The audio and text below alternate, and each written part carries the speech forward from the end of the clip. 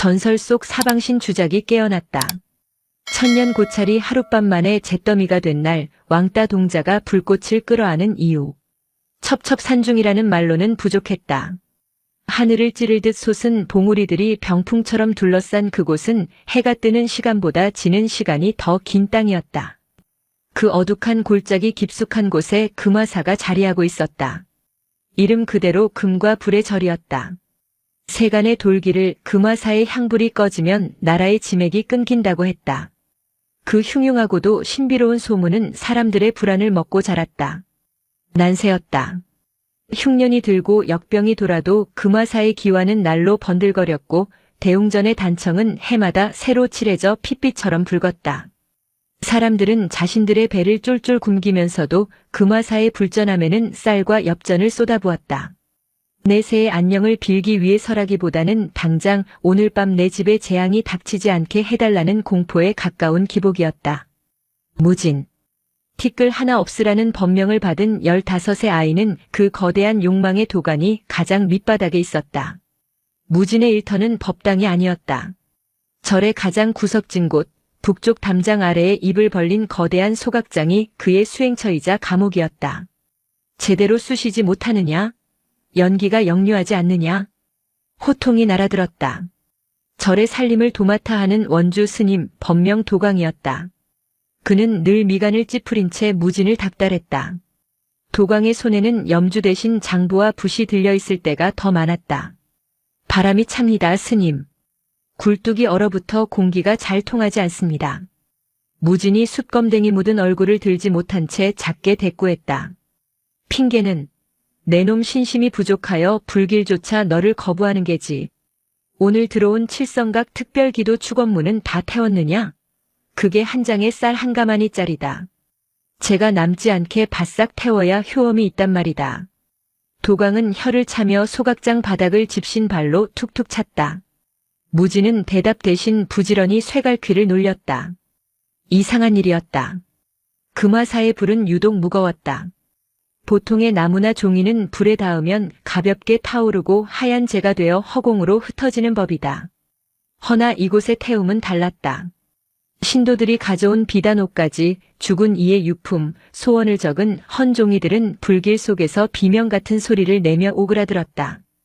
그리고 남는 재는 끈적하고 검었다. 바람이 불어도 날아가지 않고 바닥에 눌어붙어 마치 검은 진흙처럼 쌓였다. 무진은 그것이 사람들의 욕심 무게라고 생각했다.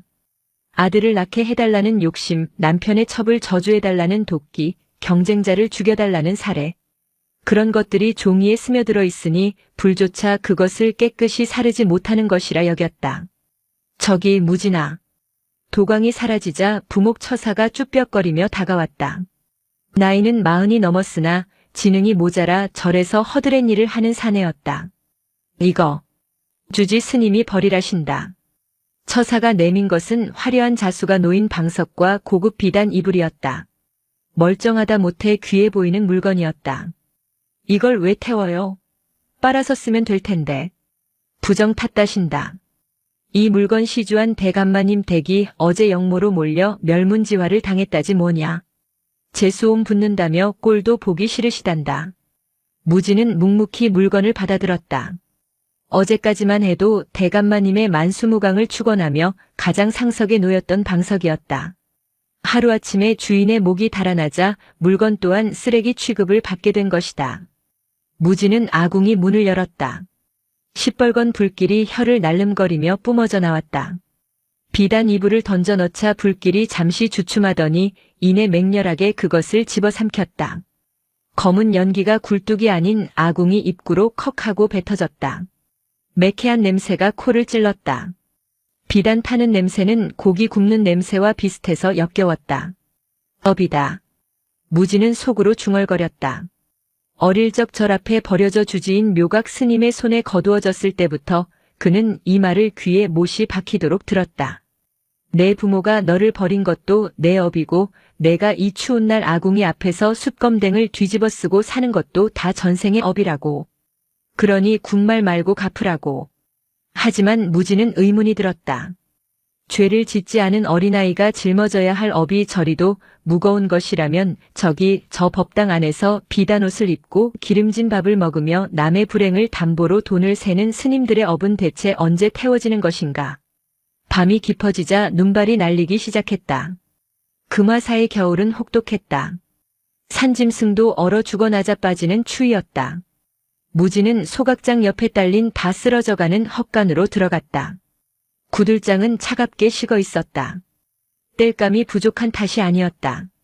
땔감은 넘쳐났지만 원주 도광은 하급동자인 무진에게 돌아갈 목 따위는 없다고 못 박았다. 수행자는 찬 바닥에서 자야 정신이 맑아지는 법이다.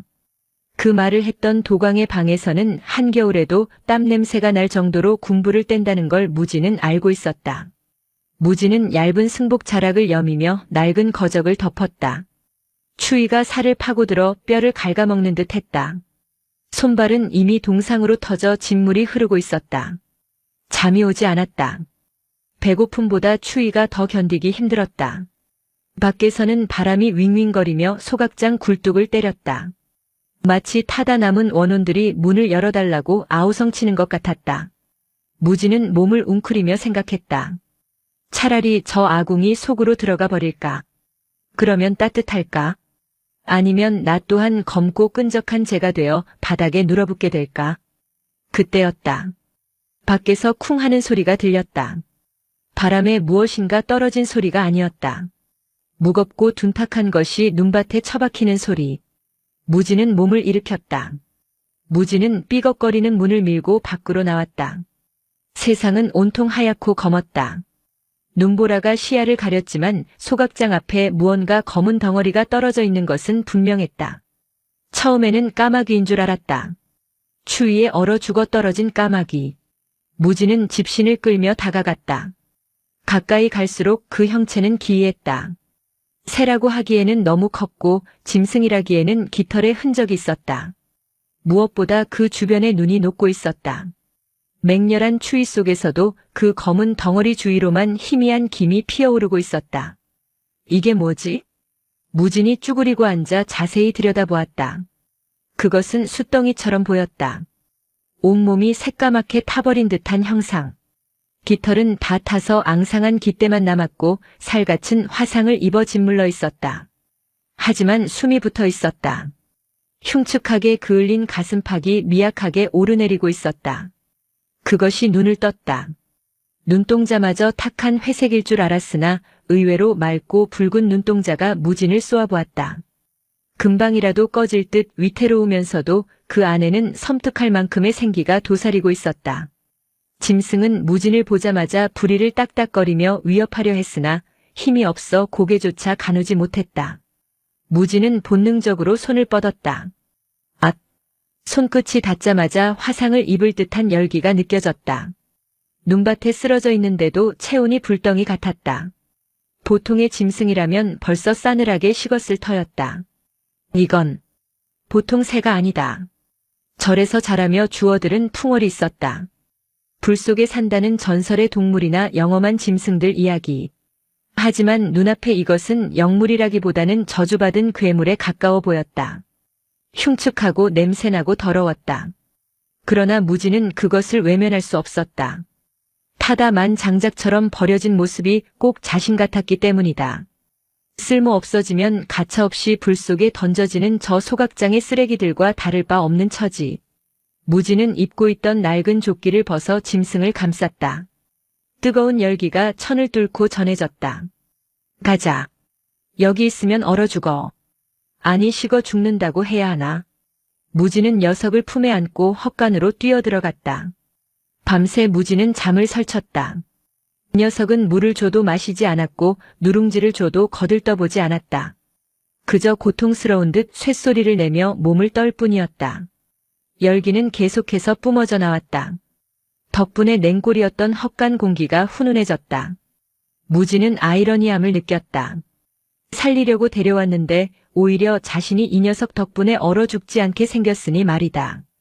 다음 날 아침 날이 밝자마자 무지는 소각장 일을 시작해야 했다.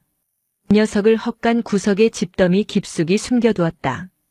들키면 도광 스님이 당장 내다버리거나 재수 없다며 아궁이에 던져버릴지도 모를 일이었다.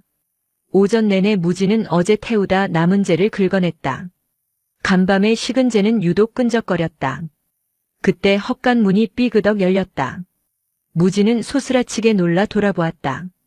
다행히 사람은 아니었다. 어제 그새였다. 비틀거리는 걸음으로 헛간 문턱을 넘어 나오고 있었다. 안 돼. 들어가 있어. 무진이 급히 달려가려 했지만 새의 동작이 더 빨랐다. 녀석은 굴뚝 아래 떨어진 아직 온기가 남아있는 잿더미 쪽으로 다가갔다. 그리고 믿을 수 없는 행동을 했다. 부리로 뜨거운 숯 조각을 쪼아 먹기 시작한 것이다. 야, 그거 먹는 거 아니야. 무진이 기겁하여 녀석을 들어 올렸다.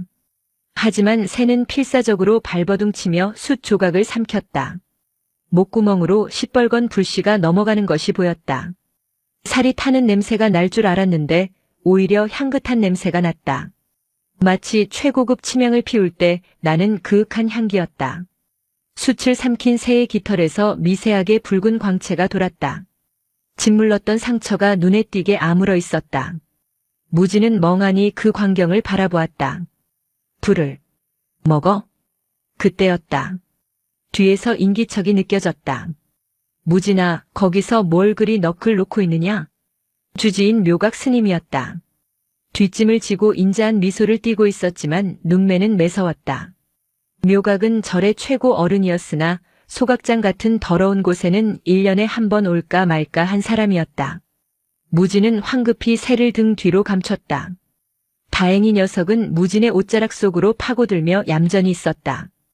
아, 아닙니다, 스님. 재를 정리하고 있었습니다. 그래. 요새 소각장이 영 시원찮다는 말이 들려와 봤다. 연기가 자꾸 법당 쪽으로 넘어온다고 신도들이 불평을 해서 말이다. 묘각의 시선이 무진의 등 뒤 정확히는 꼼지락거리는 옷자락 쪽으로 향했다. 무진의 심장이 쿵쾅거렸다. 그리고 이상한 기운이 느껴져서 말이다. 뭔가 타지 않아야 할 것이 타고 있는 냄새가 나. 묘각이 코를 킁킁거렸다. 그는 영험하기로 소문난 승려였다. 귀신을 쫓고 병을 고친다는 소문이 자자했다. 비록 무지는 그가 돈 없는 병자는 거들떠보지도 않는다는 걸 알고 있었지만 그의 감이 예사롭지 않다는 것만은 인정해야 했다. 어제 젖은 나무를 태워서 그런가 봅니다. 주의하겠습니다. 무진이 고개를 깊이 숙였다. 묘각은 잠시 무진을 응시하다가 고개를 갸웃하며 돌아섰다. 그래. 티끌없이 하라 하여 무진이라 지어주었거늘 어째 너는 날이 갈수록 더러운 것만 묻히고 사는구나. 쯧쯧. 묘각이 멀어지자 무진은 다리에 힘이 풀려 주저앉았다. 옷자락 속에서 새가 머리를 쏙 내밀었다. 녀석의 부리 끝에 검댕이 묻어 있었다. 마치 씩 웃는 듯한 표정이었다. 그날 이후 기묘한 동거가 시작되었다. 무진은 녀석에게 불씨라는 이름을 붙여주려 했으나 녀석은 그 이름을 싫어하는 눈치였다. 그저 새야라고 부르면 반응했다. 새의 식성은 까다롭고도 단순했다. 곡식이나 물은 일절 입에 대지 않았다. 오직 타다 남은 재, 그 중에서도 사람들의 사연이 깊게 밴 물건을 태운 재만을 골라 먹었다. 그냥 나무를 태운 재는 거들떠보지도 않았다. 하지만 자식을 잃은 어미가 바친 베네쩌고리를 태운 재, 남편의 병을 고치기 위해 머리카락을 잘라 바친 여인의 머리카락 타다 남은 찌꺼기, 누군가를 저주하며 쓴 부적을 태운 재. 그런 것들에는 환장한 듯 달려들었다. 무지는 알 수 있었다. 녀석은 물질을 먹는 게 아니었다. 그 안에 담긴 인간의 염을 먹는 것이었다. 새가 재를 먹을수록 무진의 헛간은 변화하기 시작했다. 한겨울인데도 헛간 지붕 위에 눈만 녹아내렸다. 헛간 안은 언제나 훈훈했다. 밤마다 새는 무진의 배 위에 올라가 따리를 틀고 잤는데 그 열기가 어찌나 뜨뜻한지 무진은 평생 처음으로 추위 없는 밤을 보낼 수 있었다. 동상으로 썩어가던 손발의 피부도 새살이 돋아 깨끗해졌다. 하지만 그 평화는 금화사 전체의 이변과 맞물려 돌아가고 있었다. 이게 무슨 변고란 말인가? 법당에서 비명이 터져나왔다. 아침 예불을 드리러 들어갔던 노스님이 기절초풍하여 뛰쳐나왔다. 대웅전 본존불의 얼굴이 검게 그을려 있었다. 누군가 불을 지른 흔적은 없었다. 그런데도 불상의 황금색 도금이 마치 불에 그을린 듯 시커멓게 변색하여 있었다. 닦아내려 해도 닦이지 않았다. 마치 불상 자체가 속에서부터 타들어간 듯한 모습이었다. 부처님이 노하셨다. 부정이 탔어. 신도들은 공포에 질려 수군거렸다. 묘각 스님은 짐짓 엄숙한 표정으로 신도들을 진정시켰으나 당황한 기색이 역력했다. 누군가 부정한 마음을 품고 법당에 들어왔기 때문이다. 대대적인 참회 기도를 올려야 한다. 묘각은 즉시 특별 기도회를 열었다. 당연히 참가비는 평소의 2배였다. 사람들은 부처님의 노여움을 풀기 위해 앞다투어 지갑을 열었다. 무지는 소각장에서 그 소란을 전해 들으며 묘한 기시감을 느꼈다. 불상이 검게 변한 날은 바로 어제 사기 도박으로 돈을 번 거상이 자신의 죄를 씻겠다며 거에게 돈다발과 장부책을 몰래 태워달라고 부탁했던 날이었다. 무지는 거상이 주고 간 돈을 받지 않으려 했으나 원주 도광이 낚아채듯 가져갔고 장부책은 무진이 태웠다. 그 장부책이 탈 때 뿜어져 나오던 검푸른 불꽃을 새가 들이마셨던 것이다. 새는 그날 밤 유독 크고 붉은 똥을 쌌다. 그 똥은 식지도 않고 붉게 빛났다. 무진이 그것을 빗자루로 쓸어내자 똥은 붉은 보석처럼 딱딱하게 굳어버렸다. 사람들의 죄를 먹고 불상이 대신 벌을 받는 건가?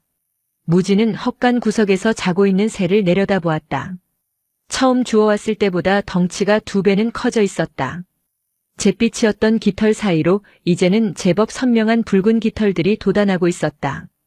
그 붉은색은 아름다우면서도 불길했다. 마치 굳지 않는 피 혹은 꺼지지 않는 불꽃의 색이었다. 그때 헛간 문이 벌컥 열렸다. 이번에는 원주 도광이었다. 그의 뒤로 험상궂게 생긴 승려 2명이 몽둥이를 들고 서 있었다. 이 쥐새끼 같은 놈. 내 놈이 감히. 도광이 다짜고짜 무진의 멱살을 잡았다. 무슨 일이십니까, 스님? 시치미 떼지 마라. 창고에 보관해둔 최고급 치명 한 상자가 사라졌다. 냄새가 이쪽으로 나서 와봤더니 역시나 여기서 향냄새가 진동을 하는구나. 무진은 아차 싶었다. 어제 새가 트림을 할 때마다 그윽한 향냄새가 났었다. 그것이 치명 냄새였던 것이다. 무진이 모르는 사이 새가 창고까지 들어가 향을 훔쳐먹은 게 분명했다. 저는 모르는 일입니다. 저는 창고 열쇠도 없지 않습니까? 이놈이 주둥이를 놀려? 내 놈 몸에서 나는 이 냄새는 뭐란 말이냐? 뒤져라. 샅샅이 뒤져. 승려들이 헛간을 뒤집어 엎기 시작했다. 집더미가 파헤쳐지고 무진의 낡은 옷가지들이 바닥에 나뒹굴었다. 무진은 숨이 멎을 것 같았다. 새가 숨어있는 구석의 항아리 쪽으로 승려의 손이 다가가고 있었다. 저기 항아리가 수상합니다. 승려가 소리쳤다. 도광의 눈이 번들거렸다. 열어봐. 무진이 막아서려 했으나 멱살을 잡힌 채라 꼼짝할 수 없었다. 승려가 항아리 뚜껑을 거칠게 열어젖혔다. 무진은 눈을 질끈 감았다. 이제 끝이다. 요물을 숨겨둔 죄로 멍석마리를 당해 쫓겨날 것이고 새는 죽임을 당할 것이다. 하지만 항아리 안을 들여다본 승려의 표정이 묘하게 일그러졌다. 스님, 아무것도 없는데요? 그냥 재만 가득합니다. 뭐라고? 도광이 밀치고 들어와 항아리 안을 확인했다. 정말이었다. 고운 잿가루만 가득할 뿐 새의 흔적은 없었다. 어디로 간 거지? 무진도 의아했다. 분명 아침에 저 항아리 속에 넣어두었는데. 이상하다. 분명 여기서 기운이 느껴졌는데. 도광이 씩씩거리며 항아리를 발로 찼다. 항아리가 깨지면서 잿가루가 폭죽처럼 흩날렸다. 그 순간 흩날리는 재 사이로 붉은 불티 하나가 도광의 옷자락에 내려앉았다. 으악! 도광이 비명을 질렀다. 불티는 순식간에 옷자락을 태우며 번져나갔다. 보통의 불이 아니었다. 마치 기름을 끼얹은 듯 맹렬하게 타오르는 불길이었다. 승려들이 달려들어 옷을 벗기고 눈으로 덮어 겨우 껐지만 도광의 승복은 흉하게 타버렸고 허벅지에는 붉은 화상이 남았다. 도광은 공포에 질린 눈으로 깨진 항아리와 무진을 번갈아 보았다. 너 이놈. 무슨 짓을 한 게냐? 무진은 아무 말도 할 수 없었다.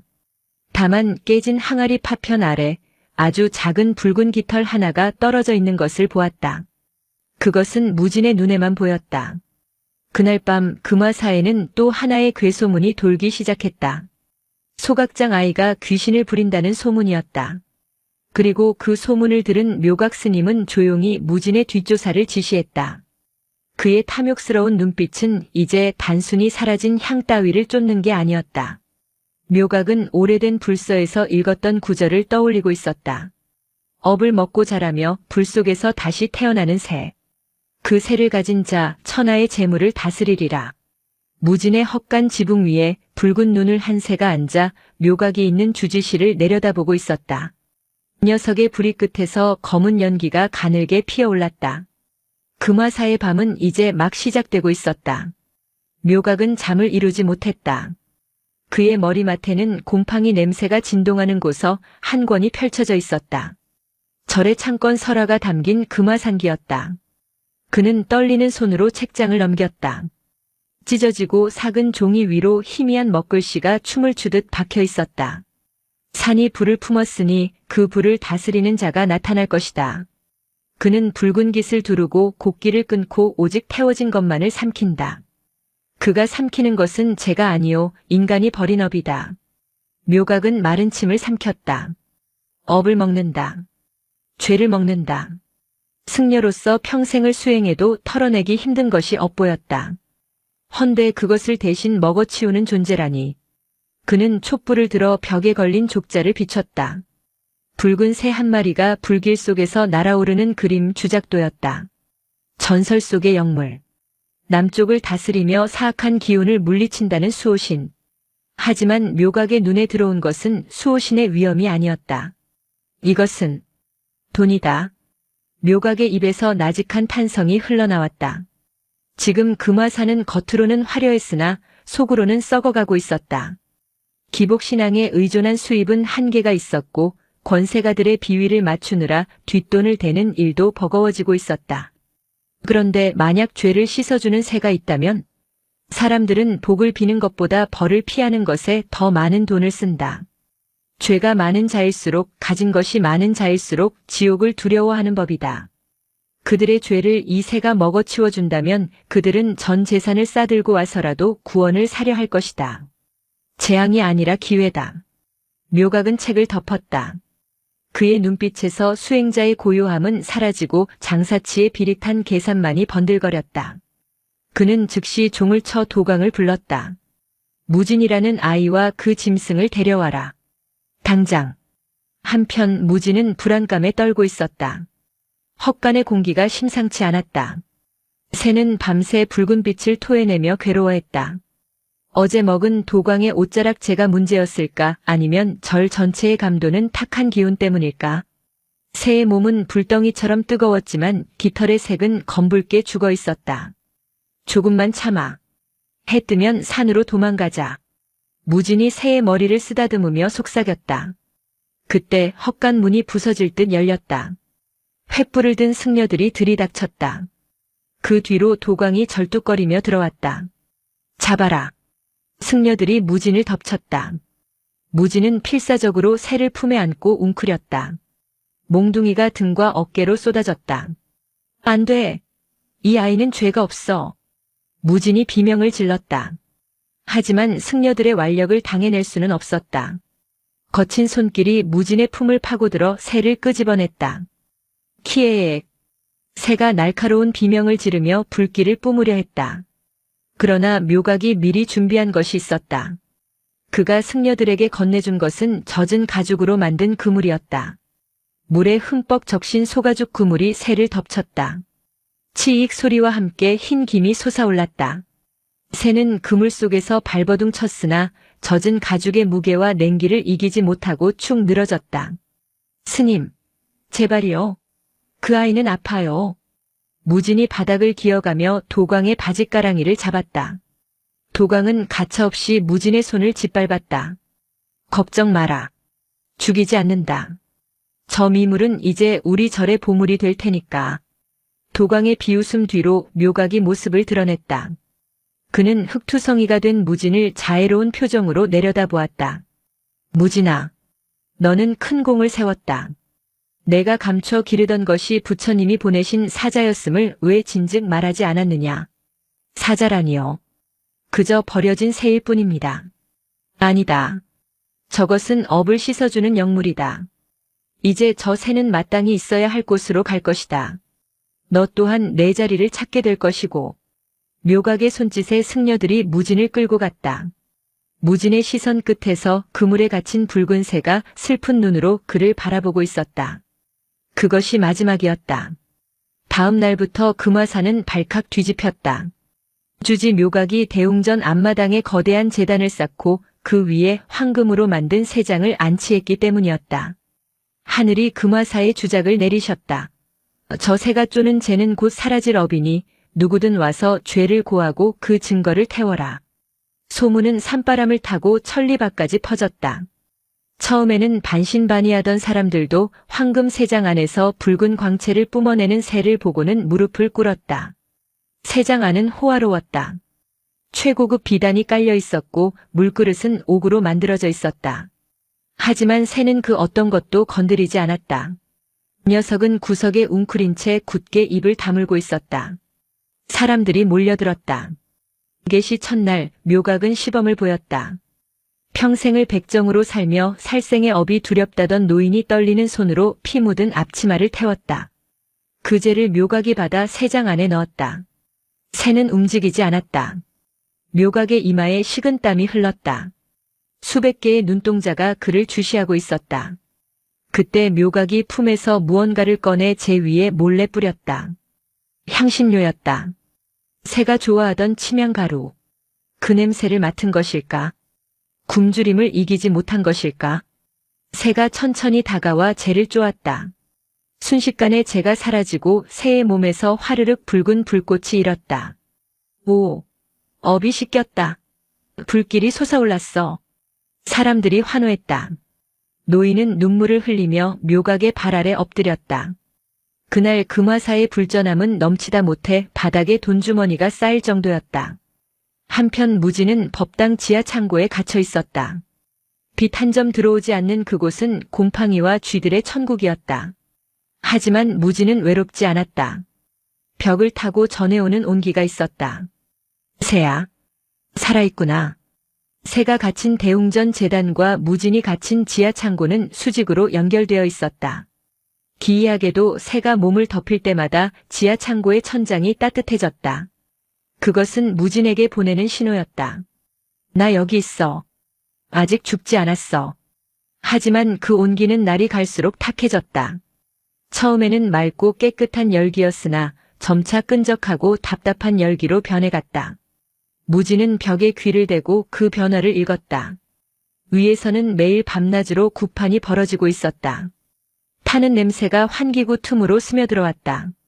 비릿한 냄새, 썩은 냄새, 독한 냄새. 그것은 태워지는 물건들의 냄새가 아니라 그것을 바친 사람들의 욕망 냄새였다. 무진아. 작은 창살 틈으로 누군가 주먹밥을 밀어넣었다. 부목처사였다. 그는 주위 눈치를 살피며 속삭였다. 너 살아있는 거지? 처사님. 새는요? 새는 괜찮아요? 말도 마라. 아주 난리가 났다. 한양에서 정승 판서들도 내려오고 난리도 아니야. 근데 새가 좀 이상하다. 이상하다니요? 처음엔 털이 붉었는데 요새는 검붉은색이 되더니 덩치만 자꾸 커져. 꼭 풍선처럼 부풀어 오르는데 눈빛은 흐리멍덩한 게. 보고 있으면 기분이 나빠. 무진의 가슴이 덜컥 내려앉았다. 그리고 냄새가 나. 새한테서 썩은 내가 난다고. 주지 스님은 그게 업이 타는 냄새라며 향을 더 피우라고 하시지만 내가 보기엔 병이 든 게야. 무진은 주먹밥을 쥔 손에 힘을 주었다. 녀석은 지금 체하고 있는 것이다. 감당할 수 없는 악독한 죄들을 억지로 삼키느라 속에서부터 썩어가고 있는 것이다. 꺼내줘야 해요. 그러다 죽어요. 쉿. 큰일 날 소리. 지금 그 새가 절의 기둥뿌리보다 더 귀하신 몸이야. 근처에 얼씬만 해도 호위 승려들이 몽둥이질을 한다고. 처사는 서둘러 자리를 떴다. 무지는 어둠 속에서 천장을 올려다보았다. 묵직하고 불쾌한 열기가 천장을 뚫고 내려와 무진의 목을 조르는 듯 했다. 내가 나가야 해. 나가서 멈춰야 해. 무진은 쥐구멍을 파듯 벽돌 틈을 손톱으로 긁어내기 시작했다. 손톱이 뒤집히고 피가 흘렀지만 멈출 수 없었다. 위에서 들려오는 징소리가 마치 새의 비명처럼 들렸기 때문이다. 보름달이 뜬 밤이었다. 금화산은 대낮처럼 밝았다. 이날은 대사면 기도회가 열리는 날이었다. 묘각이 기획한 가장 큰 행사였다. 살인, 강도, 매국. 세상의 법으로는 씻을 수 없는 중죄를 지은 자들만을 위한 특별한 밤이었다. 참가비는 집 한 채 값이었다. 그럼에도 대웅전 마당은 인산인해를 이루었다. 그들의 얼굴은 하나같이 기름지고 눈빛은 불안하게 흔들렸다. 죄의 무게가 무거울수록 지갑은 가벼워지는 법이었다. 묘각은 붉은 가사를 입고 제단 위에 섰다. 그의 얼굴은 확신과 광기로 번들거렸다. 중생들이여, 그대들의 업이 아무리 깊고 어두울지라도 이 성스러운 영주 앞에서는 한 줌의 재일 뿐이다. 태워라. 그리고 잊어라. 북소리가 울리고 첫 번째 의뢰인이 나섰다. 비단으로 얼굴을 가린 여인이었다. 그녀는 떨리는 손으로 피 묻은 저고리와 낡은 인형을 화로에 던졌다. 첩의 자식을 우물에 밀어넣고 죽인 죄였다. 화로에서 검은 연기가 솟구쳤다. 매캐한 악취가 진동했다. 묘각은 그 연기와 재를 모아 황금 세장 안으로 밀어넣었다. 세장 안의 새는 거대해져 있었다. 처음 무진이 발견했을 때의 10배는 좋게 되어 보였다. 하지만 그것은 건강한 성장이 아니었다. 깃털은 윤기를 잃고 푸석했으며 배는 비정상적으로 부풀어 올라 핏줄이 붉어져 있었다. 눈은 초점을 잃고 몽롱했다. 새는 재가 들어오자 조건 반사적으로 부리를 벌렸다. 기계적인 움직임이었다. 재를 삼키는 목울대가 힘겹게 꿈틀거렸다. 꾸르륵. 컥. 새가 괴로워하며 몸을 비틀었다. 하지만 사람들은 환호했다. 새의 몸에서 뿜어져 나오는 붉은 빛이 강렬해졌기 때문이다. 그것이 고통의 발작이라는 것을 아는 이는 아무도 없었다. 다음은 흉악한 산적 두목이었다. 그는 자신이 죽인 사람들의 이름이 적힌 종이를 태웠다. 수십 명의 원한이 서린 재였다. 그 재는 색깔부터 달랐다. 시퍼런 도끼가 서려 있었다. 새는 뒷걸음질 쳤다. 본능적인 거부였다. 드십시오. 어서 드십시오. 묘각이 새장 틈으로 긴 막대를 넣어 새를 찔렀다. 뾰족한 끝이 새의 옆구리를 찔렀다. 새는 비명을 지르며 억지로 재를 쪼았다. 그 순간이었다. 지하 창고의 벽을 뚫고 나온 무진이 대웅전 기둥 뒤에 숨어 그 광경을 목격했다. 흙투성이가 된 얼굴로 그는 숨을 멈췄다. 새의 눈과 무진의 눈이 마주쳤다. 새는 울지 않았다. 다만 그 맑았던 눈동자에서 붉은 눈물 한 방울이 툭 떨어졌다. 그것은 액체가 아니었다. 녹아내린 불꽃이었다. 눈물이 바닥에 닿자마자 치익 소리와 함께 돌바닥이 뚫렸다. 무진은 깨달았다. 저것은 정화가 아니다. 이 녀석은 지금 독을 마시고 있다. 사람들의 욕망을, 저 더러운 죄악들을 정화하지 못한 채 몸속에 차곡차곡 쌓아두고 있는 것이다. 곧 터질 것이다. 이 절도, 저 사람들도, 그리고 새도. 멈춰. 무진이 군중을 헤치고 뛰쳐나갔다. 그의 목소리는 북소리에 묻혀 작았지만 그 절박함은 날카로웠다. 그만둬요. 먹이지 마세요. 토하게 해야 해요. 무진이 제단으로 기어올랐다. 호위 승려들이 당황하여 그를 막아섰다. 묘각이 인상을 찌푸리며 돌아보았다. 저 미친놈을 당장 끌어내라. 승려들이 무진의 팔다리를 잡았다. 무진은 바닥에 질질 끌려가면서도 새를 향해 소리쳤다. 뱉어. 삼키지 마. 뱉어내란 말이야. 그 외침이 새에게 닿았을까. 멍하니 있던 새의 눈동자에 일순간 생기가 돌았다. 녀석이 부리를 크게 벌렸다. 하지만 나오는 것은 재가 아니었다. 콰악 마이너스. 거대한 폭발음과 함께 새의 입에서 시커먼 불기둥이 솟구쳤다. 그것은 정화의 불이 아니었다. 지금까지 삼켰던 온갖 저주와 원한이 뒤섞인 지옥의 업화였다. 황금 세장이 종이장처럼 찌그러지며 녹아내렸다. 묘각의 비명소리와 함께 제단이 불길에 휩싸였다. 죄의 연회는 순식간에 아수라장으로 변했다. 그 혼란의 중심에서 불타는 세장 밖으로 걸어나오는 존재가 있었다. 더 이상 새의 형상이 아니었다. 펄펄 끓는 용암을 뒤집어 쓴 듯한 거대하고 기괴한 불의 괴수. 그것이 묘각을 향해 고개를 돌렸다. 심판의 시간이 시작된 것이다. 그것은 폭발이었으되 파편이 튀지 않았고 화재였으되 연기가 위로 솟지 않았다. 터져나온 검은 불길은 마치 살아있는 뱀떼처럼 바닥으로 깔려 흘렀다. 으악! 불이야. 내 옷, 내 비단 옷. 아비규환의 현장에서 기이한 일이 벌어졌다. 보통의 불이라면 가장 먼저 건조한 목조 기둥이나 종이 문사를 태워야 마땅했다.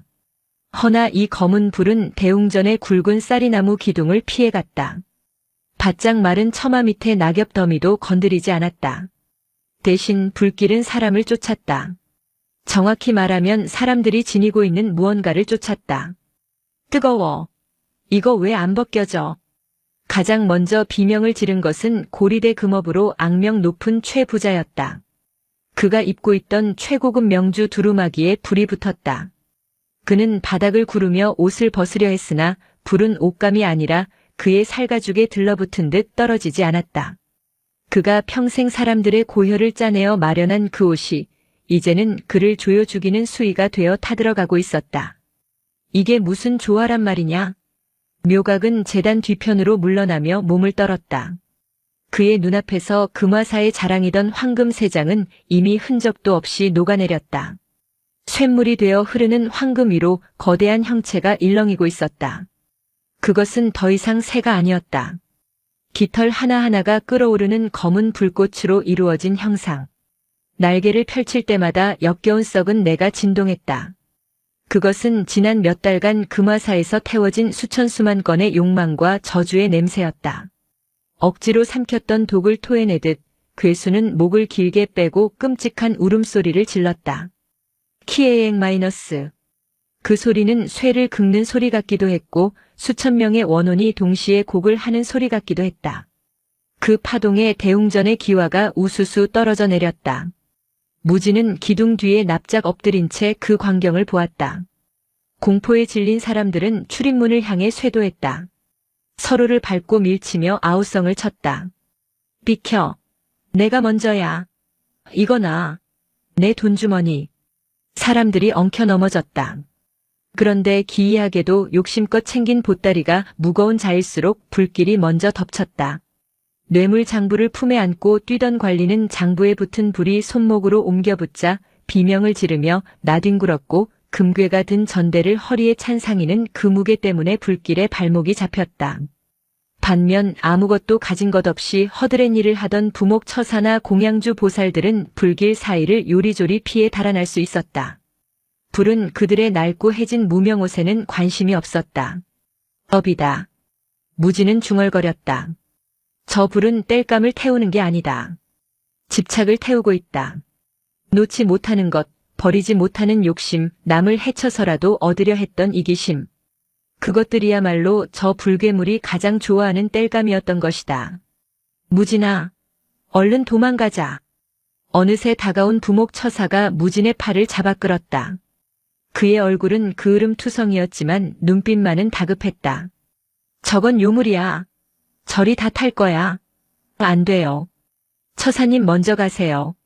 뭐라고? 제가 시작했어요. 제가 데려왔으니까. 제가 끝내야 해요. 무지는 처사의 손을 뿌리쳤다. 처사는 발을 동동 구르다가 무너지는 담벼락을 피해 산 쪽으로 달아났다. 무지는 홀로 남았다. 아니, 홀로 남겨진 것은 무진과 탐욕에 눈이 멀어 도망치지 못한 자들, 그리고 저 불타는 괴수뿐이었다.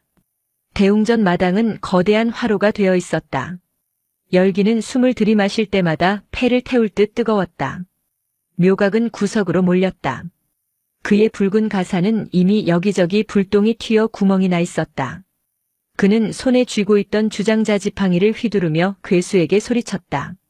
물러가라. 내가 내 놈을 먹여 살렸다. 금장집을 주고 최고급 향을 먹였거늘 은혜도 모르고 주인을 무느냐. 그의 외침은 공허했다. 괴수는 천천히 고개를 돌려 묘각을 바라보았다. 텅 빈 눈구멍 안에서 시퍼런 불길이 이글거렸다. 녀석에게 묘각은 주인이 아니었다. 자신에게 썩은 고기를 강제로 먹인 학대자이자 가장 기름진 업보 덩어리일 뿐이었다. 괴수가 한 발짝 내디뎠다. 발이 닿는 곳마다 돌바닥이 녹아내렸다. 스님, 살려주십시오. 묘각의 곁에 있던 호위 승려들이 묘각을 밀치고 도망치려 했다. 하지만 사천 왕문 쪽은 이미 불길이 벽을 이루어 막혀 있었다. 막아라. 저놈을 막아. 묘각이 승려의 등을 떠밀었다. 승려 하나가 엉겁결에 앞으로 튀어나갔다. 괴수는 부리를 휘둘러 승려를 치지 않았다. 그저 날개를 한번 퍼덕였을 뿐이다. 그러자 승려의 몸에서 검은 연기가 피어올랐다. 끄악! 승려는 자신의 몸을 쥐어뜯었다. 불은 겉에서 붙은 게 아니라 속에서부터 터져나왔다. 그 승려가 평소 신도들을 협박하고 삥 뜯었던 죄업이 심장 안에서 발화한 것이다. 그는 숫덩이가 되어 쓰러졌다. 그 끔찍한 광경에 묘각은 주저앉았다. 오줌을 지린 바지 가랑이가 축축했다. 안 돼. 나는 주지다. 이 절의 주인이야. 부처님, 부처님 살려주십시오. 묘각은 뒤에 있는 대웅전 불상을 향해 기어가려 했다. 그때였다. 무진이 불길을 뚫고 묘각의 앞을 가로막았다. 비켜. 이 재수 없는 놈아. 묘각이 무진을 걷어차려 했으나 다리가 말을 듣지 않았다. 무진은 묘각을 보는 것이 아니라 그 뒤에 괴수를 보고 있었다. 그만해. 무진의 목소리는 작았지만 묘한 울림이 있었다. 괴수의 움직임이 칫 하고 멈췄다. 저 사람은 태울 가치도 없어. 너무 맛이 없어서 배탈이 날 거야. 무진은 천천히 걸어나갔다. 검은 불길이 양옆에서 춤을 췄지만 무진의 승복에는 불이 옮겨붙지 않았다. 그는 가진 것이 없었기 때문이다. 훔친 것도 빼앗은 것도 누군가를 해쳐 얻은 것도 없었다. 무진이라는 이름 그대로 티끌 하나 없는 상태. 업하는 태울 것이 없는 존재 앞에서는 힘을 쓰지 못했다. 불길이 마치 물이 갈라지듯 무진의 앞에서 길을 텄다. 괴수는 고개를 갸웃했다. 광기에 휩싸였던 눈동자가 아주 잠시 흔들렸다. 낯익은 냄새. 차가운 헛간에서 자신을 안아주던 유일한 온기. 썩은 내가 아닌 사람 냄새. 하지만 곧 괴수는 머리를 흔들었다. 뱃속에서 끓어오르는 수천 개의 저주가 녀석의 이성을 다시 집어삼켰다. 괴수는 입을 크게 벌렸다. 시커먼 화염 구슬이 목구멍에서 응집되었다. 무진을 향한 공격이 아니었다. 이 세상 모든 것을 태워버리겠다는 맹목적인 파괴 본능이었다. 위험해. 무진이 몸을 날렸다. 동시에 괴수의 입에서 뿜어져 나온 화염포가 대웅전을 강타했다. 쾅! 우지끈! 천년을 버텨온 대웅전의 지붕이 내려앉았다. 기와 파편이 비오듯 쏟아졌다. 그리고 믿을 수 없는 광경이 펼쳐졌다. 대웅전 중앙에 안치되어 있던 거대한 금동 불상이 열기에 못 이겨 녹아내리기 시작한 것이다. 부처의 자애로운 얼굴이 촛농처럼 흘러내렸다. 황금이 녹아내린 자리에는 시커먼 흙과 나무 뼈대가 드러났다. 아! 안 돼! 내 금불상! 저게 얼마짜린데? 묘각은 자신의 목숨이 경각에 달린 상황에서도 녹아내리는 금을 보며 통곡했다. 그는 기어가서 흐르는 금물을 손으로 받으려 했다. 뜨악! 손바닥이 타들어가는 고통에도 그는 금을 놓지 못했다. 그 모습은 괴수보다 더 흉물스러웠다. 무진은 무너진 석가래를 피해 괴수 쪽으로 다가갔다. 열기가 엄청났다. 눈썹이 그슬리고 숨이 턱턱 막혔다. 하지만 물러설 수 없었다. 저 괴물 속에 아직 새가 있다. 겁먹고 병든 작은 새가 울고 있었다. 새야, 나야. 무진이 소리쳤다. 괴수는 무진을 향해 발톱을 치켜들었다. 그 발톱 하나가 무진의 몸통보다 컸다. 내려치면 즉사였다. 죽어라. 죽어. 뒤에서 묘각이 악을 썼다. 그는 무진이 죽고 괴수가 진정되기를 혹은 무진이 미끼가 되어 자신이 도망칠 틈이 생기기를 바라고 있었다. 무진은 피하지 않았다. 대신 품속에서 무언가를 꺼냈다. 그것은 소각장 아궁이 앞에서 주었던 아주 작은 붉은 깃털 하나였다. 괴수가 타락하기 전 무진에게 주었던 유일한 선물. 무진은 깃털을 높이 들었다. 이거 기억나? 따뜻했잖아. 내가 준 거잖아. 거대한 발톱이 무진의 머리 위에서 딱 멈췄다. 휘몰아치던 검은 불길 사이로 붉은 깃털이 희미한 빛을 냈다. 그것은 오염되지 않은 순수한 불꽃의 색이었다. 괴수의 눈이 깃털에 고정되었다. 혼탁한 회색 연기가 가득했던 눈동자 깊은 곳에서 붉은 빛이 깜빡였다. 따뜻해. 괴수의 머릿속에 파편 같은 기억이 스쳐갔다. 차가운 눈밭, 거친 손길, 냄새나는 헛간, 하지만 얼어 죽지 않게 덮어주던 낡은 조끼의 감촉. 자신은 업을 먹는 괴물이 아니었다. 그저 추워서 배가 고파서 따뜻한 곳을 찾아 날아온 어린 생명이었을 뿐이다. 그런데 사람들이 억지로 썩은 것을 먹였다. 토하고 싶었다. 뱉어내고 싶었다. 꾸르륵. 괴수의 목에서 그르렁거리는 소리가 났다. 공격 태세가 풀리며 날개가 쳐졌다. 그 틈을 타 무진이 한 발 더 다가갔다. 이제 손을 뻗으면 닿을 거리였다. 괜찮아. 다 뱉어내. 내가 받아줄게. 무진은 겁도 없이 괴수의 불타는 다리를 끌어안았다. 치잉 마이너스. 살이 타는 소리가 났다. 무진의 승복이 그을리고 피부가 벗겨졌다.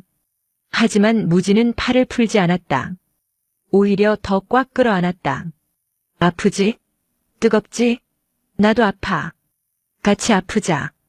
그 순간 기적이 일어났다. 무진의 몸에 닿은 부분부터 괴수의 검은 불길이 사그라들기 시작했다. 끈적하고 역겨운 검은색이 걷히고 본래의 맑고 투명한 붉은색이 드러났다. 괴수의 몸이 급격히 줄어들었다. 집채만 하던 덩치가 황소만큼 그리고 다시 송아지만큼 작아졌다.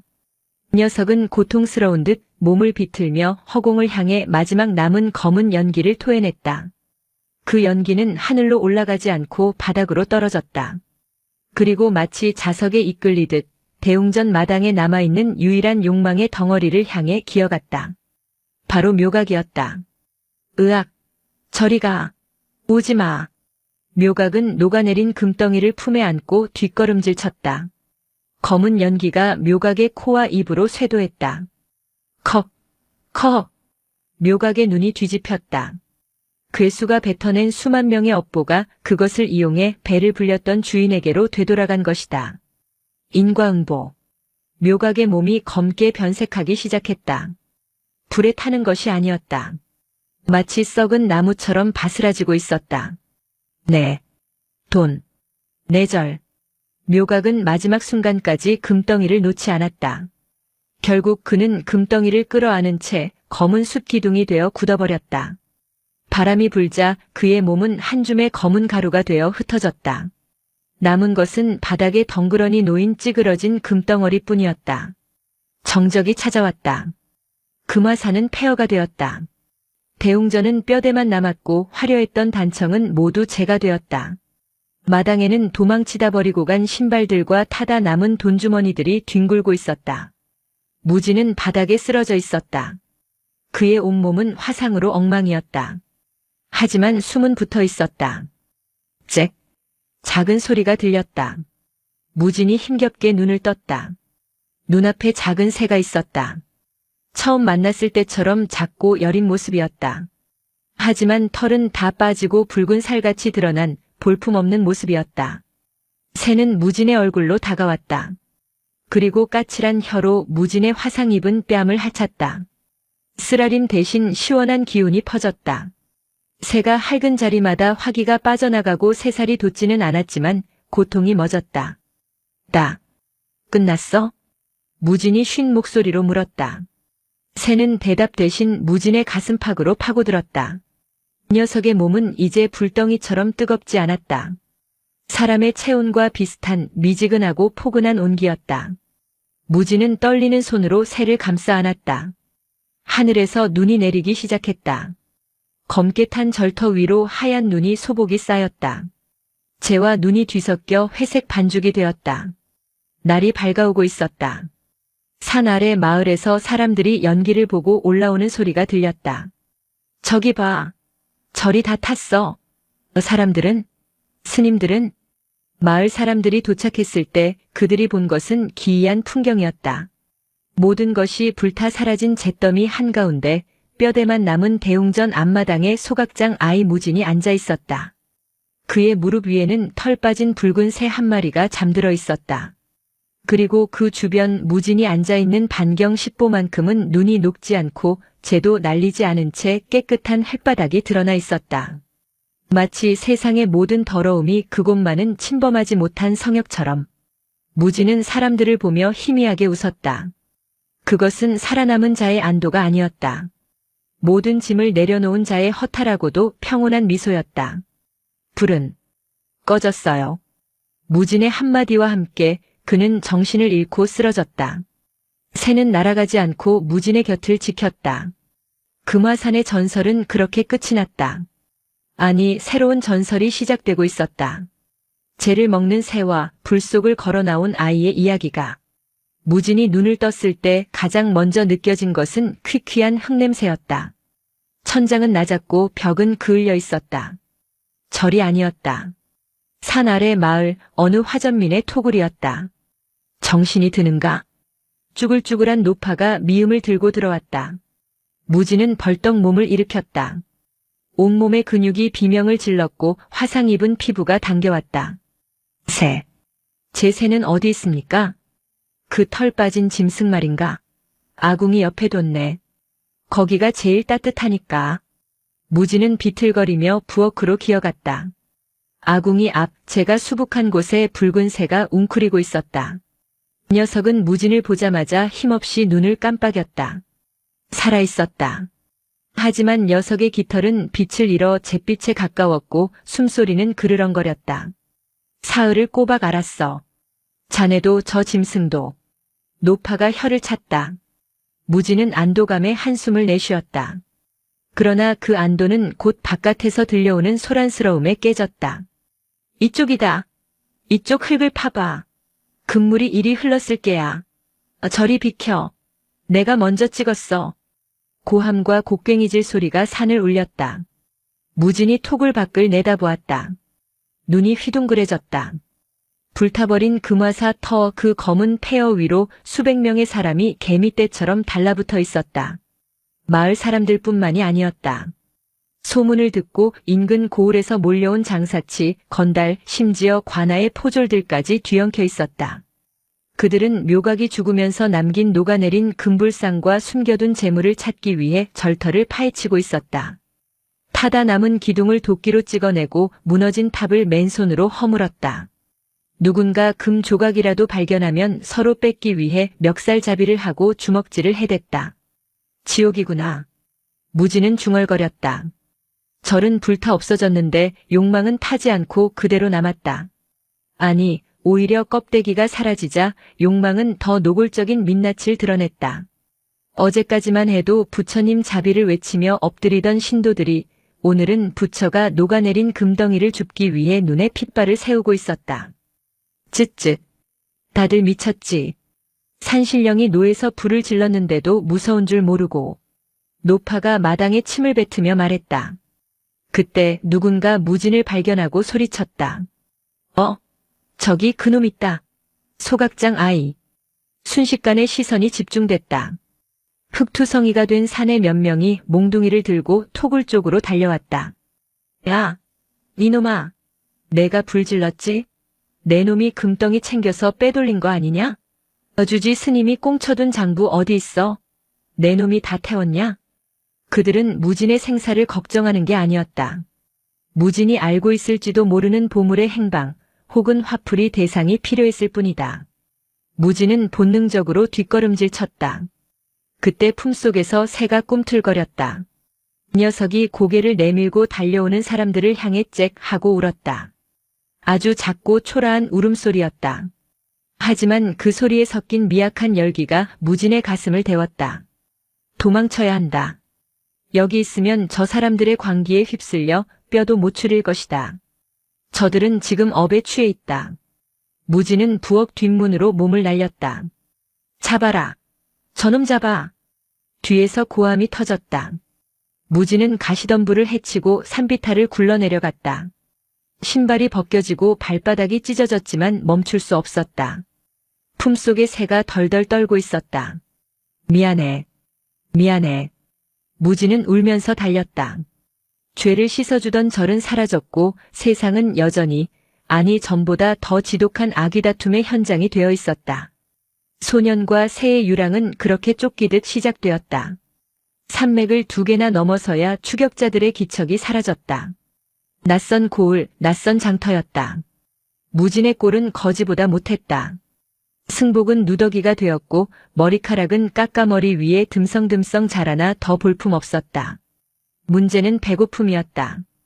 무진의 배고픔이 아니라 새의 배고픔이었다. 이거 먹어봐. 응? 무진은 대장간 뒷마당에서 훔쳐온 숯 부스러기를 새의 부리에 들이밀었다. 하지만 새는 고개를 돌렸다. 왜 안 먹어? 숯이잖아. 불에 탄 거잖아. 무진은 애가 탔다. 지난 며칠간 새는 아무것도 먹지 않았다. 주막 아궁이에 재, 화전민이 밭을 태우고 남은 재, 심지어 대장간의 숲까지 가져다 주었지만 새는 냄새만 맡고는 흥미를 잃었다. 녀석의 몸은 점점 차가워지고 있었다. 붉었던 깃털은 이제 희끄무레한 회색으로 변해 그냥 병든 비둘기처럼 보였다. 입맛이 고급이 된 거야? 묘각 스님이 주던 침향이 아니라서 그래. 무진이 화를 내듯 소리쳤지만 새는 힘없이 눈을 감을 뿐이었다. 무진은 그제야 깨달았다. 금화사에서 녀석이 먹었던 것은 단순한 죄가 아니었다. 억지로 먹긴 했으나 그건 사람들의 간절함, 욕망, 원한 같은 사연이 담긴 죄였다. 그냥 불에 탄 게 아니라 사람의 마음이 타버린 죄를 먹는구나. 하지만 어디서 그런 죄를 구한단 말인가. 일부러 남의 집에 불을 지를 수도 없는 노릇이었다. 그날 밤 무진은 마을 어귀의 상갓집 앞을 지나게 되었다. 가난한 초상집이었다. 곡소리도 제대로 나지 않는 적막하고 쓸쓸한 초상이었다.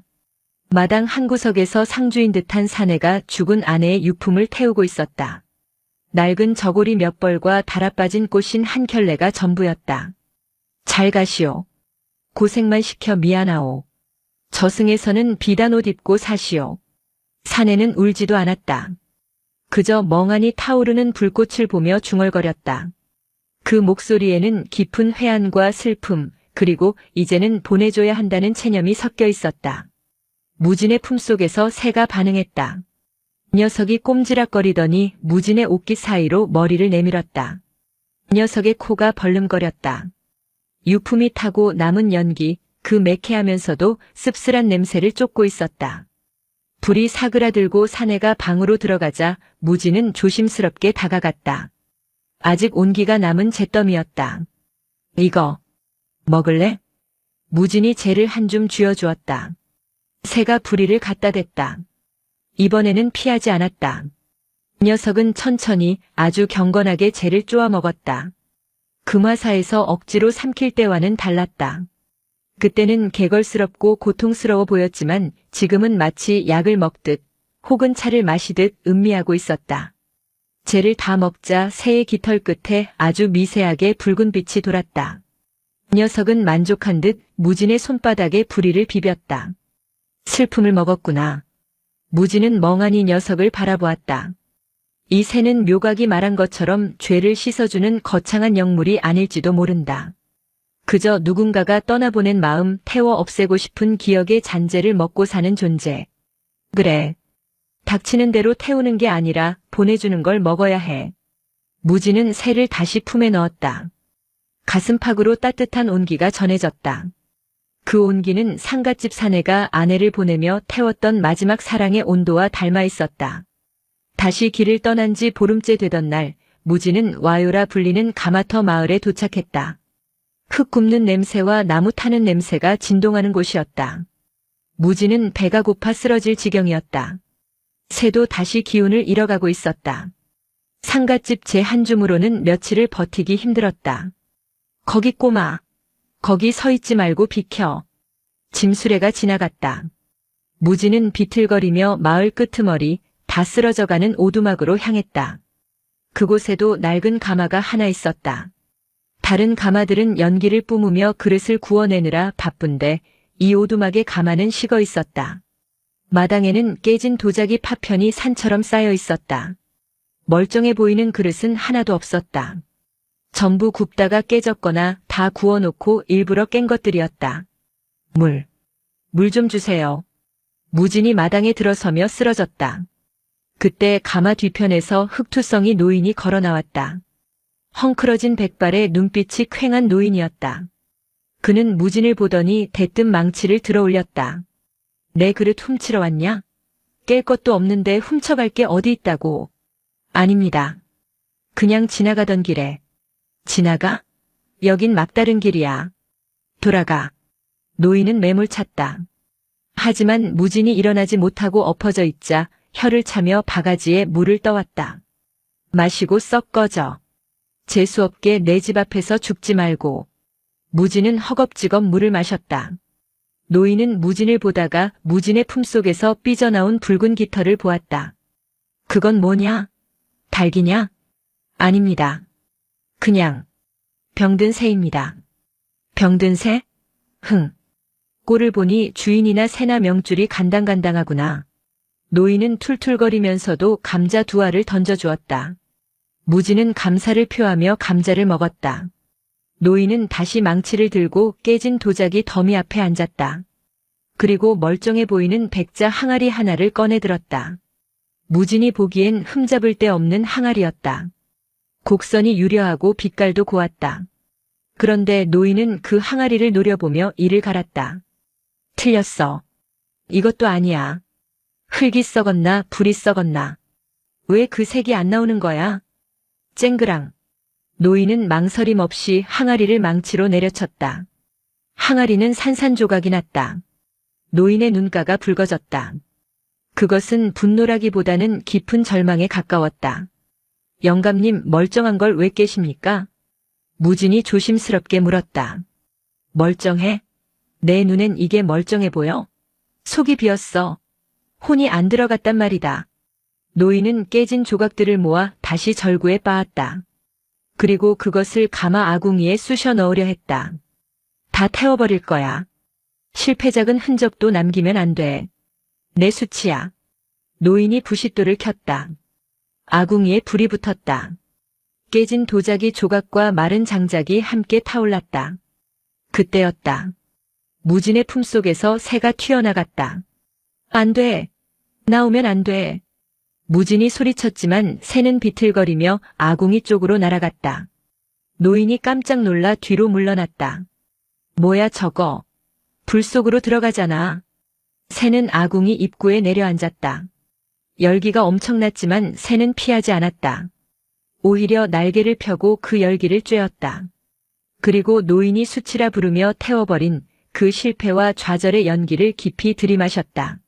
노인은 평생 도자기를 구워왔다. 최고가 되고 싶었으나 되지 못한 한, 완벽에 닿고 싶으나 닿지 못한 결핍. 그가 깨트린 수천 개의 그릇에는 그 처절한 집착과 자기 혐오가 서려 있었다. 새가 아궁이 속에서 타고 남은 숯을 쪼았다. 노인의 실패를 먹는 것이었다. 저 짐승이 미쳤나. 노인이 멍하니 중얼거렸다. 새가 숯을 삼킬 때마다 노인의 가슴 속에 맺혀있던 답답한 응어리가 조금씩 풀리는 기분이 들었다. 평생 가슴을 짓누르던 완벽해야 한다는 강박이 저 새의 부리 끝에서 부서져 사라지는 듯한 기이한 감각. 새가 고개를 돌려 노인을 보았다. 잿빛이었던 깃털에 다시금 선명한 주홍빛이 감돌았다. 눈동자가 맑아졌다. 영감님, 무진이 노인에게 말했다. 이 새는 실패한 마음을 좋아해요. 영감님이 버리고 싶은 걸 대신 먹어주는 거예요. 노인은 망치를 떨어뜨렸다. 그는 주저앉아 엉엉 울기 시작했다. 70평생 누구에게도 보이지 않았던 눈물이었다. 자신이 만든 그릇을 제 손으로 깨며 삼켰던 그 많은 울음을 오늘 처음으로 토해내고 있었다. 새는 노인의 울음소리를 자장가처럼 들으며 아궁이의 온기 속에서 붉게 타올랐다. 가마터의 밤은 그렇게 깊어갔다. 도자기 마을을 떠난 무지는 북쪽으로 방향을 잡았다. 늙은 도공이 싸준 감자와 깨진 항아리 조각새가 쉴 수 있는 그릇이 전 재산이었다. 닷새를 걸어 도착한 곳은 백현이라는 큰 고을이었다. 고을 입구에 들어선 무지는 위화감을 느꼈다. 거리는 지나치게 깨끗했다. 보통의 장터라면 응당 있어야 할 거린이나 병자가 보이지 않았고 길가에 개똥 하나 굴러다니지 않았다. 집집마다 대문에는 청렴이나 효가 적힌 입춘방이 붙어 있었다. 이상해. 너무 조용해. 무진이 품속의 새를 다독이며 중얼거렸다. 새는 옥기 속에서 불안한 듯 발톱을 세웠다. 이곳에서는 사람 냄새가 나지 않았다. 대신 짙은 분 냄새와 싸구려 향 냄새가 거리를 메우고 있었다. 거기 너. 멈춰라. 포졸이 창을 겨누며 다가왔다. 행색이 그게 뭐냐? 우리 고을은 흉한 것을 들이지 않는다. 당장 나가라. 지나가는 길입니다. 물 한 모금만 주시면 바로. 안 된다니까. 내일이 사또 나리의 선정비 제막식이다. 감찰사께서 내려오시는데 너 같은 거지가 돌아다니다 눈에 띄면 내 목이 날아간단 말이다. 포졸은 무진을 거칠게 밀쳤다. 그때였다. 무슨 소란이냐?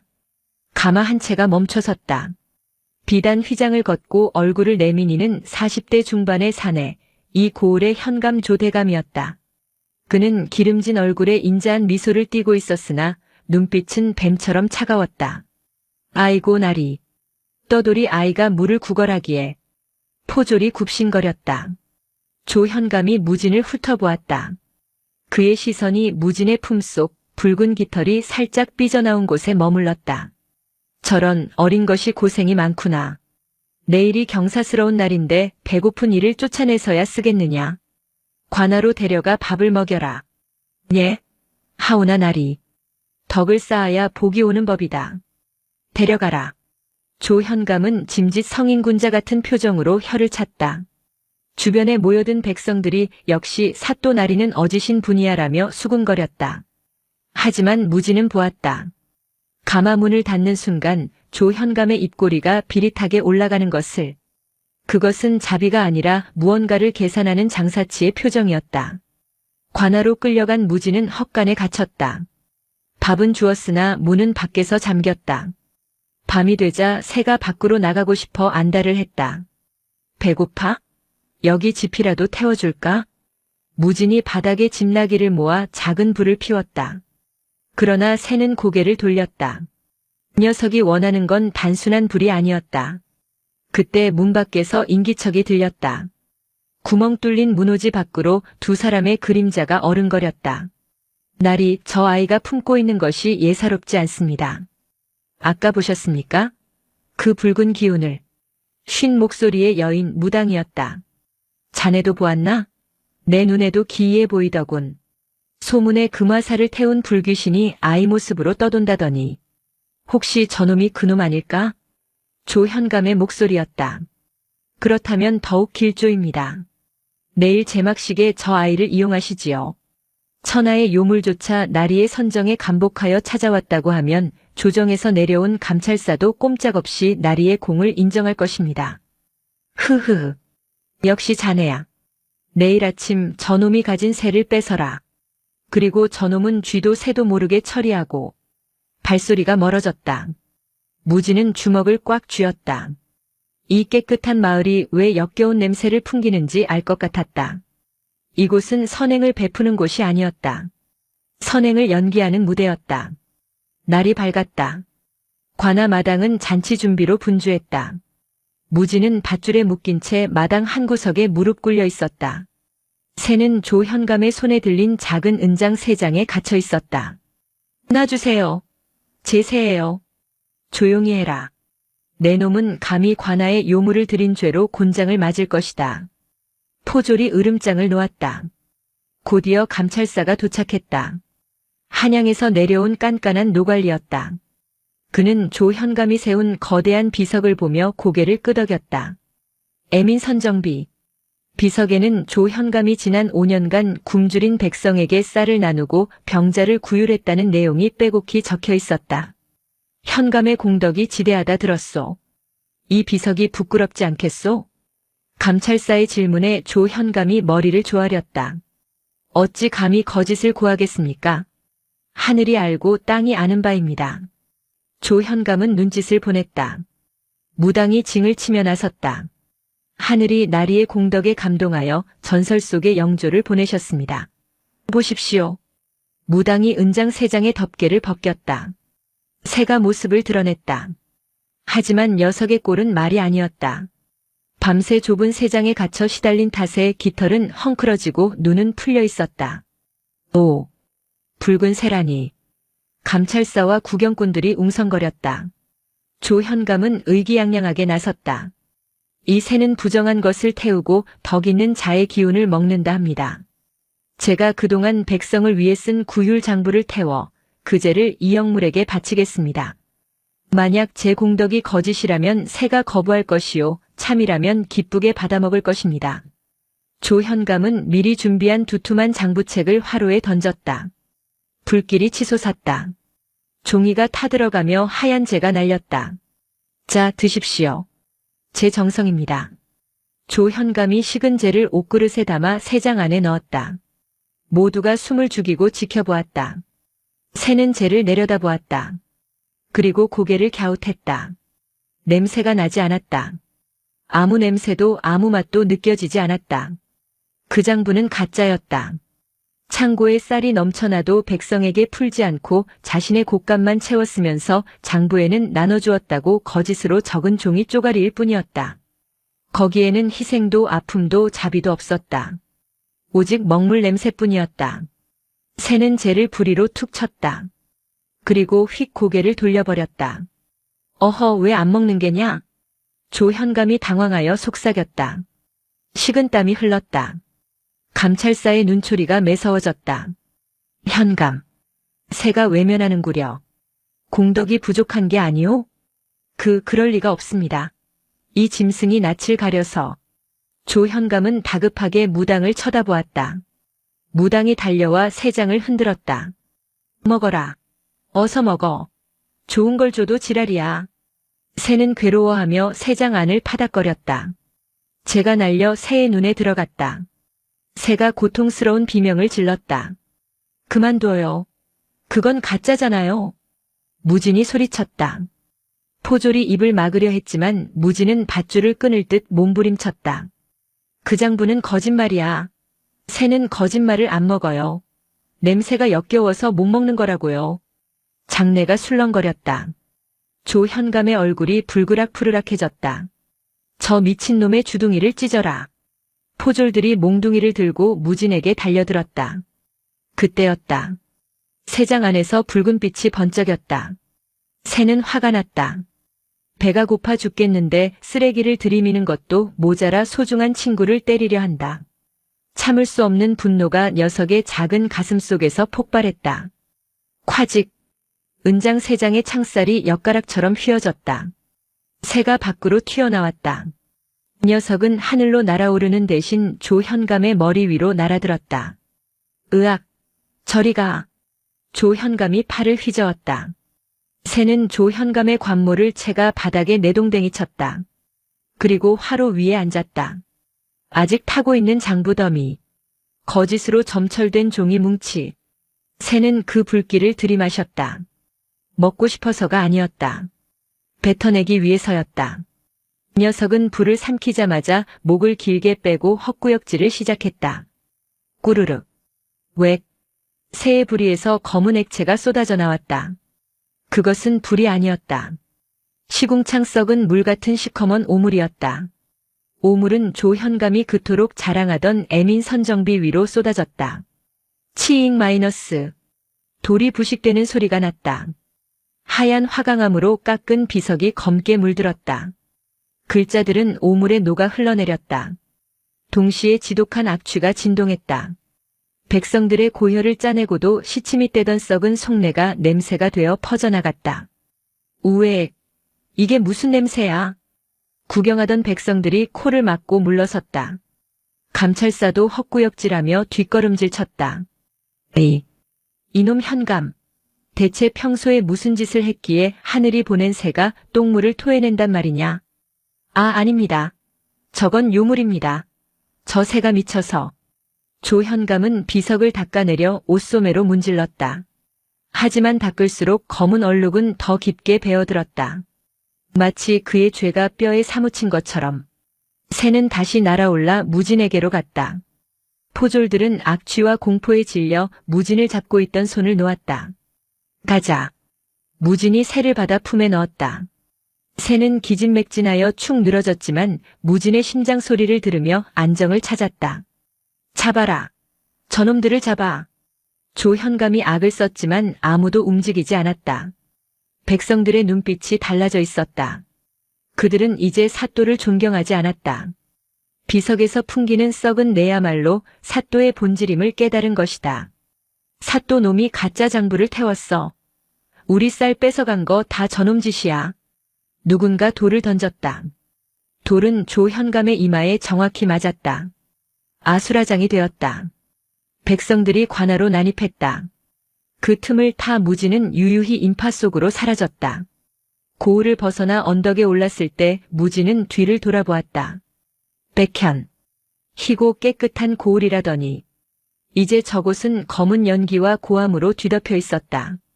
하지만 무진은 그것이 더 낫다고 생각했다. 거짓된 향기보다는 차라리 솔직한 악취가 나으니까. 이제 알겠어. 너는 심판관이구나. 무진이 품속의 새에게 속삭였다. 새는 대답 대신 무진의 손가락을 살짝 깨물었다. 배고프다는 신호였다. 그래. 알았어. 이번엔 진짜 맛있는 거 주러 가자. 무진은 발걸음을 재촉했다. 거짓을 토해낸 새는 한결 가벼워 보였다. 하지만 무진은 알고 있었다. 세상에는 조현감 같은 자들이 수도 없이 많다는 것을. 그리고 그들이 쌓은 탑을 무너뜨릴 때마다 자신과 새 또한 위험에 처하게 될 것임을. 바람이 불었다. 겨울이 깊어가고 있었다. 겨울이 다시 찾아왔다. 무진과 새가 처음 만났던 그 계절이었다. 유랑생활 1년 무진의 몸은 부쩍 자랐으나 쇠약해져 있었다. 타인의 업을 마주한다는 것은 그들의 불행을 함께 앓는 일이었기 때문이다.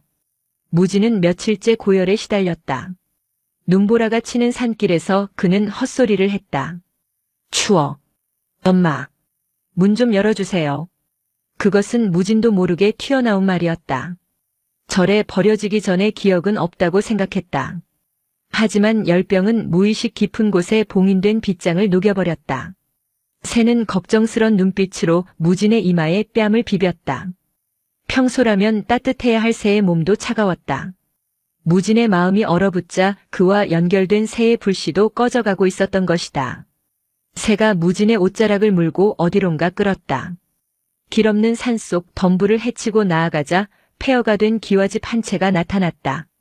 불타서 까맣게 그을린 흔적이 역력한 흉가였다. 여기 어디지? 무진은 홀린 듯 마당으로 들어섰다. 낯설지 않았다.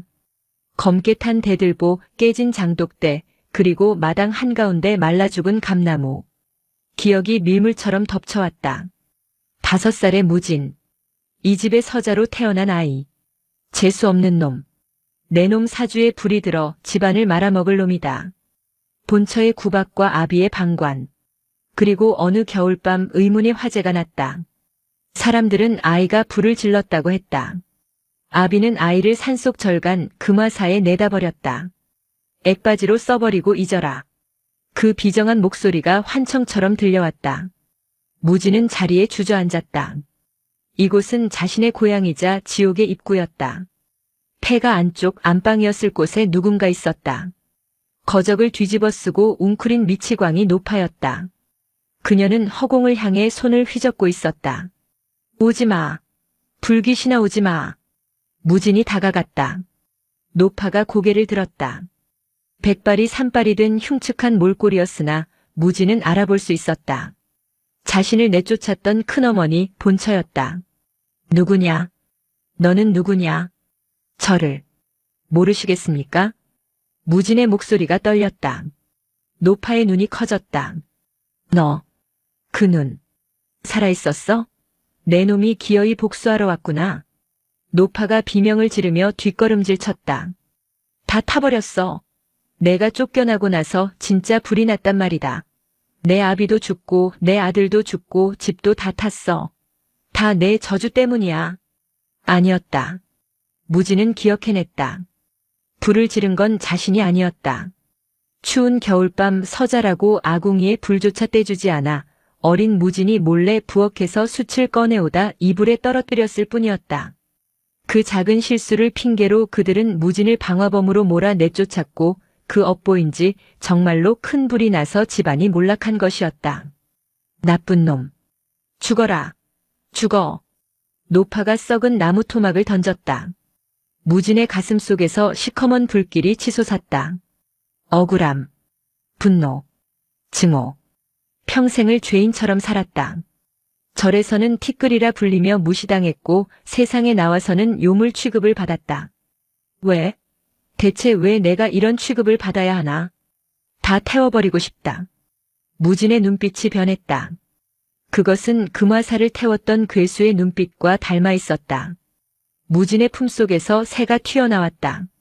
새는 무진을 향해 필사적으로 지저댔다. 비켜. 저 여자도 이 집도 다 끝낼 거야. 무진이 품에서 부시를 꺼냈다. 손이 부들부들 떨렸다. 이것은 남의 업을 태우는 게 아니었다. 자신의 업을 사리를 태우려는 것이었다. 무진이 마른 덤불에 불을 붙였다.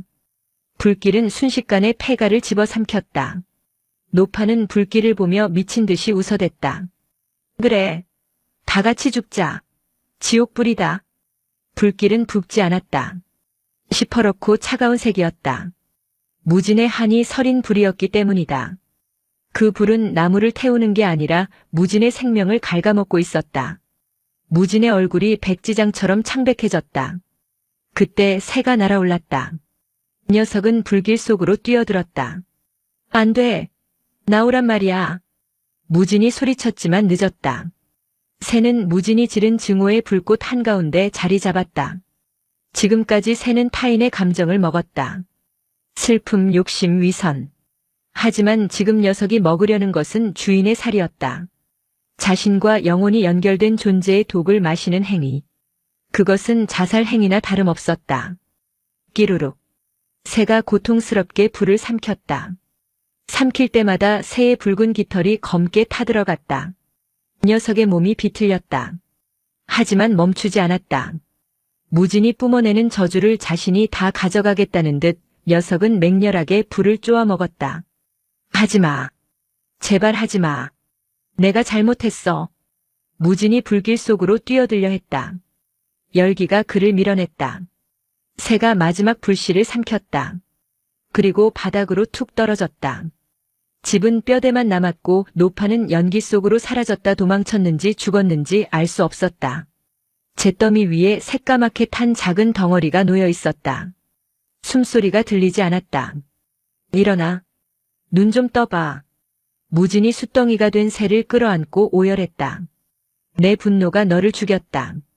내가 괴물이라서 너까지 죽였다. 무진의 눈물이 숫덩이 위로 떨어졌다. 눈물은 뜨거웠다. 그 어떤 불보다 뜨거운 참회의 눈물이었다.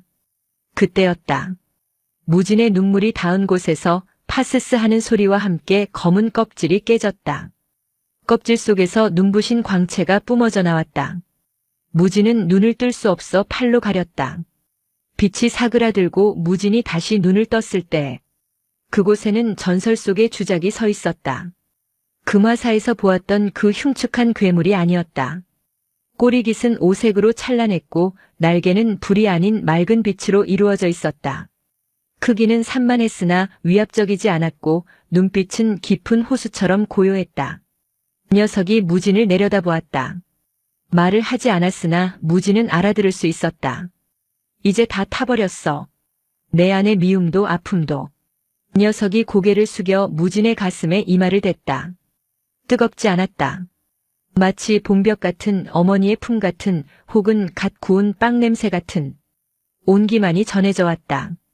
나는 죄를 먹으러 온 게 아니야. 세상이 너무 차가워서 너 하나라도 따뜻하게 해주려고 왔던 거야. 무지는 깨달았다. 업은 사라지지 않는다. 다만 누군가의 희생과 사랑으로 태워져 온기로 바뀔 뿐이다. 주작이 날개를 펼쳤다. 그 날갯짓 한 번에 폐허의 잿더미가 꽃잎처럼 흩날렸다. 녀석은 하늘 높이 날아올랐다. 무진을 데려가지 않았다. 무진은 이제 혼자서도 살 수 있었기 때문이다. 그의 가슴 속에는 영원히 식지 않는 불씨 하나가 심어졌으니까. 잘 가. 고마웠어.